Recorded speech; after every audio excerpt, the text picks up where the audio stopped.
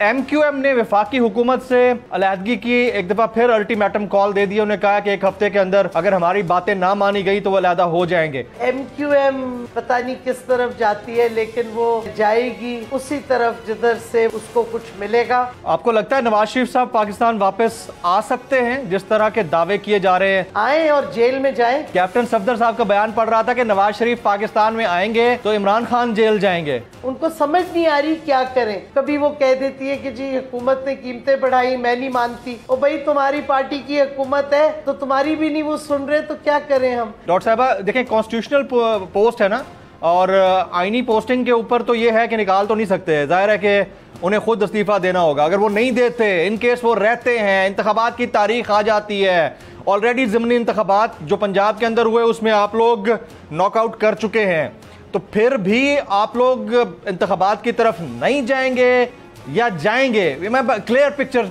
दिखाना चाह रहा हूं पब्लिक को सर। नहीं, जाहिर है हम देखेंगे कि क्या हालात है, लेकिन जाहिर है अगर हम इलेक्शन मांग रहे हैं तो फिर इलेक्शन में तो हम जाएंगे, इलेक्शन तो हम नहीं छोड़ेंगे। और हम समझते हैं कि कौम की ताकत इतनी है कि ये जो मर्जी करें। इन्होंने पंजाब बाई इलेक्शन में भी पूरी रियासत की ताकत लगाई थी, उसके बावजूद हम जीते हैं। तो इंशाल्लाह जीत हमारी होगी हर हाल में। लेकिन हम समझते हैं साफ और शफाफ इलेक्शन के लिए इस इलेक्शन कमीशन को और ख़ास तौर पे चीफ इलेक्शन कमिश्नर को इस्तीफ़ा देना चाहिए। उसको पाकिस्तान का सोचना चाहिए। अच्छा, उन्हें इस्तीफ़ा देना चाहिए, पाकिस्तान का सोचना चाहिए। MQM ने वफाकी हुकूमत से अलहदगी की एक दफ़ा फिर अल्टीमेटम कॉल दे दिया। उन्होंने कहा कि एक हफ्ते के अंदर अगर हमारी बातें ना मानी गई तो वो अलहदा हो जाएंगे। आपको नहीं लगता कि उनको पहले ऐसा कर लेना चाहिए था और आपसे ये अलहदा नहीं होना चाहिए था? बातें उनकी नहीं मानी जा रही और ये फाइनल कॉल उनकी तरफ से भी हो सकती है। हुकूमत के अंदर दरार है इस वक्त। डॉक्टर साहबा देखिए, MQM पता नहीं किस तरफ जाती है, लेकिन वो जाएगी उसी तरफ जिधर से वो समझेगी उसको कुछ मिलेगा और जिधर से उनको पीछे से एडवाइस की जाएगी कि किस तरफ हो जाए। राइट। कुछ हल्के डिस्कस कर रहे हैं कि खान साहब की मुलाकात हुई साबिक अमरीकी सफ़ीर के साथ और उसके ऊपर कमेंट कर रहे हैं। तो ये मुलाकात किस कॉन्टेक्स्ट में थी? अगर आप थोड़ी सी डिटेल शेयर कर दें पब्लिक की वजाहत के लिए, उनकी अंडरस्टैंडिंग के लिए। डॉक्टर साहबा देखिए, रॉबिन राफेल एम्बेसडर नहीं थी पाकिस्तान में। जी जी। रॉबिन राफेल के शोहर जो कि वो ज़िया वाले क्रैश में फौत हुए थे, वो थे एम्बेसडर।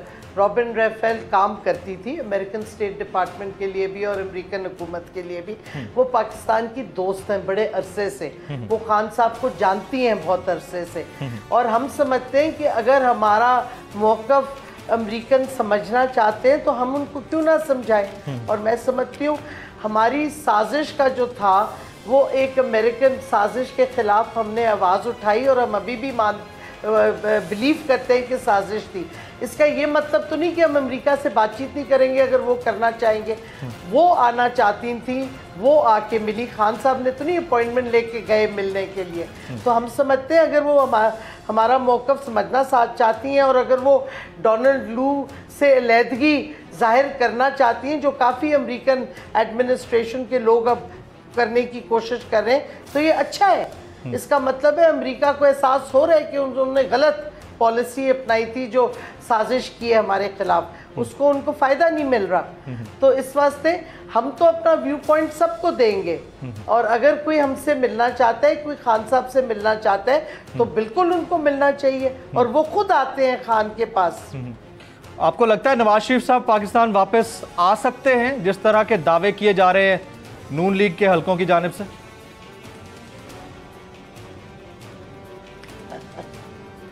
आए और जेल में जाएं।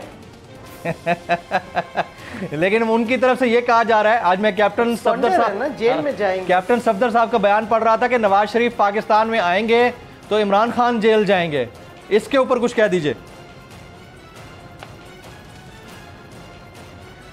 मेरी बात सुने, कैप्टन सफदर और उनकी बीवी जो है मरियम, वो चीख चिल्ला रही हैं, कभी कुछ सीरियसली लेने की बात है।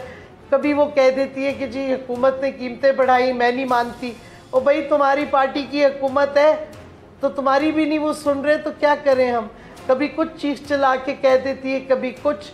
डेस्परेशन है ना, उनको समझ नहीं आ रही क्या करें।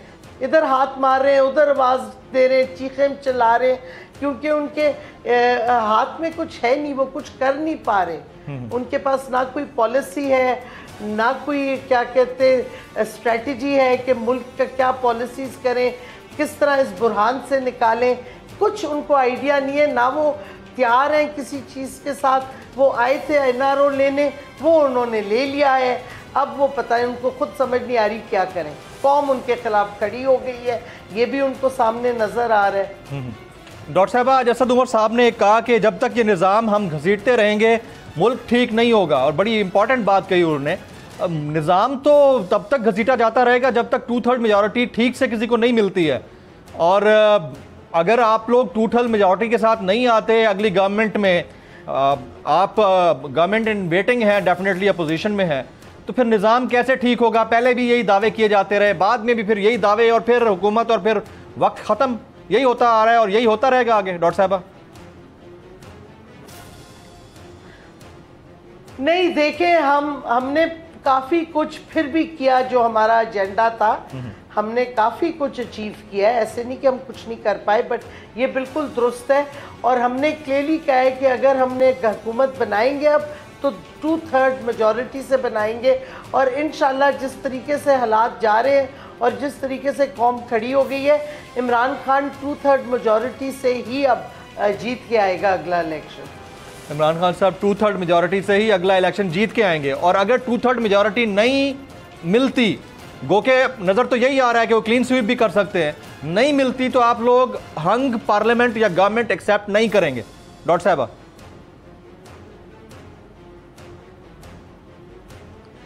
देखिए उस वक्त देखा जाएगा। हम तो 100% उम्मीद रखते हैं कि 2/3 मेजॉरिटी आएगी इंशाल्लाह।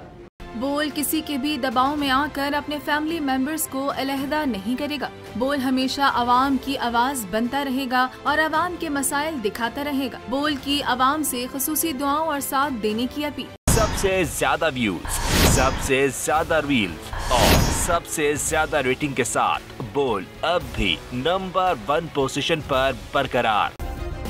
सब्सक्राइब करें और बेल दबाएं ताकि कोई खबर रह न जाए।